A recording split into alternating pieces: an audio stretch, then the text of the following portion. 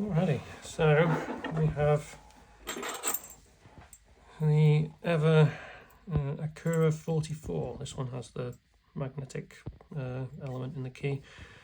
Obviously a modular Euro, the other half of which is in the vise. Yeah, key works. And I'll show you that. Actually, I've removed the C-clip already and just kind of, it's on, but it's yeah, pre-loosened because getting that thing off is a bit of a pain. Yeah, it's got some interesting warding, which this is not particularly difficult, and the magnetic element does not behave the way you'd think it would. But we'll get to that when we get to gutting. Yeah, the main issue of this is the warding. So the high lift pins, there isn't quite enough room. Like you either need the tip of your flag will catch on the warding before it gets to the high lifts, which yeah, just makes picking it a little bit difficult. It's not hard, it's just yeah, kind of a little bit fiddly to get those high lifts. So let's have a go, see if we can get this thing open. This one has a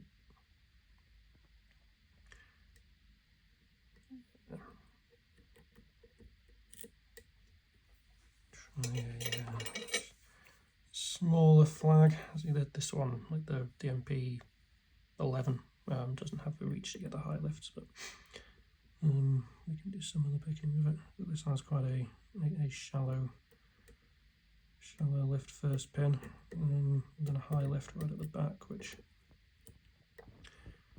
does make picking it a little bit annoying, but whatever. While we're on the subject of that magnetic element, it doesn't need to be manipulated like a normal magnetic element. It is magnetic itself, so you can just kind of lift it out of the way with this flag. It's also not spring-loaded, so it doesn't, once it's out of the way, it doesn't like spring back into place, which yeah, is an interesting choice. I have a feeling it's probably more for key control than anything to do with picking resistance. Yeah, we'll see. Interesting that you can kind of see down the keyway when that magnetic element is in the right place, which if it's sticking up in the keyway, then it's not a problem, and you can just kind of pick the lock as normal. Now we're on this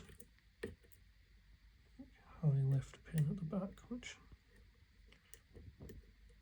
I think is just a standard pin, but it's such a high lift that the flag just gets caught on this warding, which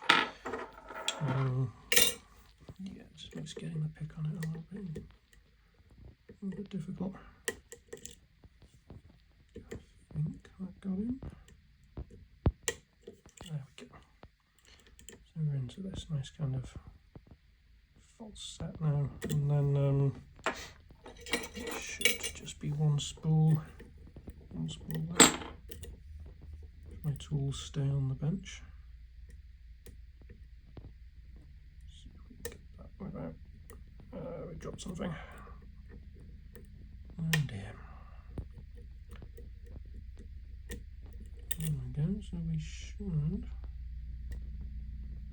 be almost there. Maybe that the magnetic element is interfering with things there. Let's have a poke at it. It's still jiggling away, so we've either overset something or not set something fully, which a little bit of counter rotation on that one.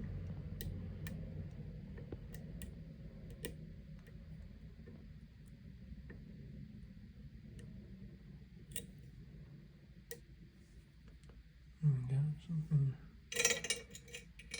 dropped into place. It doesn't help that it is absolutely freezing in this room today, so yeah, I'm actually struggling to feel my fingers right now, so that's not helping at all.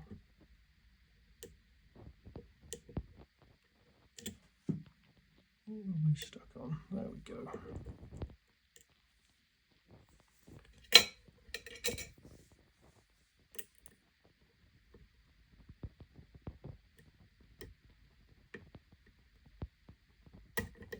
That's it, we're stuck on one of the high lifts. So let's try and flag out of there. Well done. So that is open, like it's no longer stuck on the magnetic element, like it's turning freely. So move the vise out of the way. We will lock that back up and start getting it out onto a tray. Get some gutting tools in here. So this is why I pre-loosened this C-clip, because it is not a easy clip to remove. I basically had to deform it to get the damping off here, but whatever, it holds the core in place. So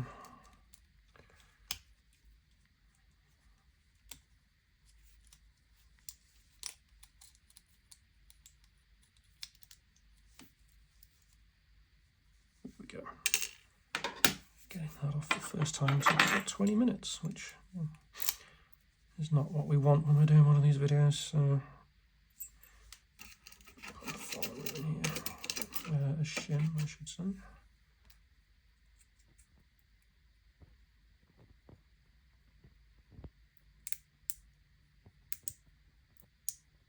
So always worth taking the time to get a shim into whatever you're trying to gut, because yeah, you only messed that up once or twice before it managed to prick an expensive lock, and then yeah. This one is factory new, so it only came in the post a couple of days ago. It arrived on Friday, today's Monday. Yeah, I don't get much picking time over the weekend, so brand new, never been used. That'll do. Right, let's try and get this out without dropping anything we shouldn't be. There we go. So there's some key control pins under there, which we're not going to worry about really. And then find something to point with. This is the magnetic element, and you can see it's held down into the core. But if we take the key out, it does not spring up into place. Like it's not going to just magically spring up. It's still held down there. We can poke it up with something underneath, and it does kind of float, but it's not spring loaded. So now it's because I've pulled it down with this pick tip is slightly ferrous, so it's attracting it to the tip of my flag. Yeah, but it doesn't spring back up, so does not really impact picking in any way. So let's dump out some of these key pins.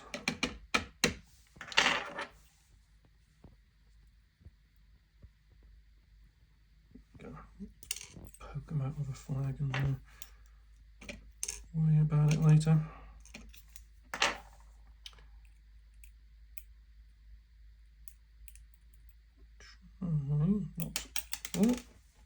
Yeah, there we go, lost one. Get that back. There goes a key control. I was trying to avoid losing all the key control bits, but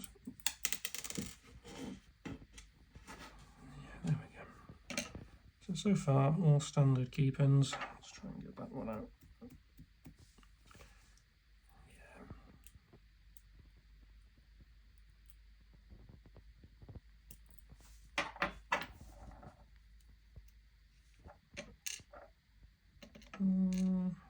Sure that does that one? Doesn't really matter. Figure that out when we put it back together. The main thing is that you get to see what's inside this. Another one. And then we'll get pin 6 out and we'll get the magnetic piece out as well. I'm not going to worry too much about pulling all the key control bits out of there, they're entirely passive, so why make it harder for me to reassemble? There we go, that's that super high lift one at the back. Right, let's try and get this magnetic little fella out.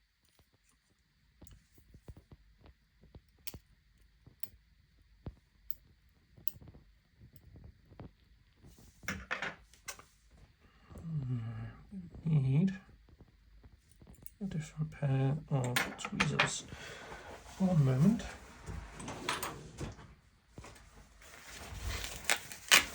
Try and do the Velcro away from the microphone, since, you know, not that I worry particularly about production quality in these videos, as you can probably already tell.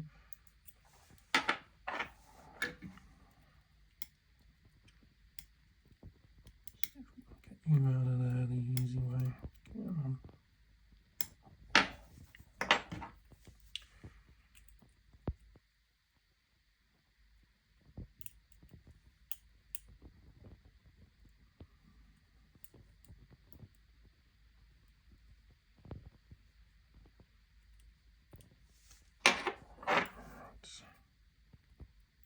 There we go.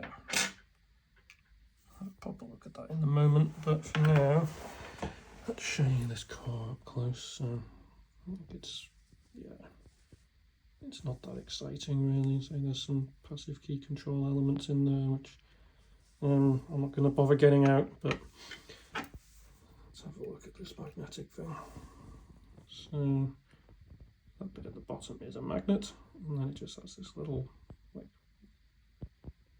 pokey bit at the top, which goes up into the core. The Bible, sorry. Let's get the drivers out, see what we're dealing with. So we've got these, this is super greasy by the way, like they put a load of grease in this at the factory, which is, yeah, it's not particularly nice to handle, but whatever.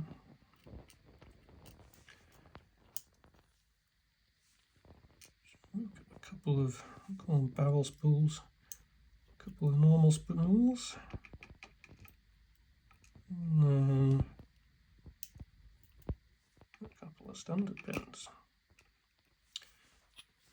I'll dump all the springs out of there as well. If we can get them out. Well, that's a long spring. All right then.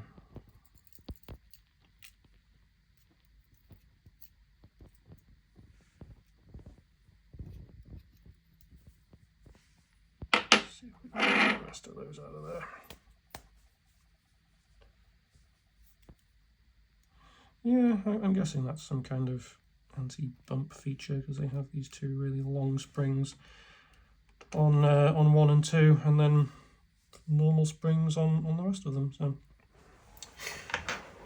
let's see if we can get a shot down that keyway. So this hole here is where that magnetic bit will interact, so the little pointy bit will sit up in that hole and stop the core from turning. I'm not sure what these cutouts on the inside are for, but they are there, and then other than that, it's just a fairly standard core. I'm guessing those are for key control, but who really knows? Show you the key.